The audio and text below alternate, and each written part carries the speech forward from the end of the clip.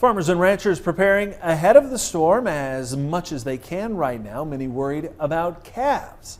Austin Langley is a cattle producer in East Central North Dakota. He says right now they have just under 1,000 mama cows that are calving right now, and they're concerned about how deep the snow will get and the possibility of 50-mile-per-hour winds.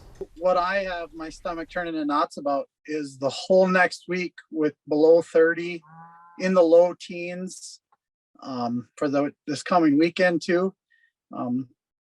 After these calves get 2 foot of snow dumped on them and it's heavy wet snow and then it stays cold and doesn't warm up at all, you know, it's hard. It's going to be hard to keep them healthy. It's going to be hard to keep things alive, I think. The last time Langley says they had such severe weather this late would have been the 1997 blizzard. Now, Langley says back then ranchers were using snowmobiles to try to rescue calves.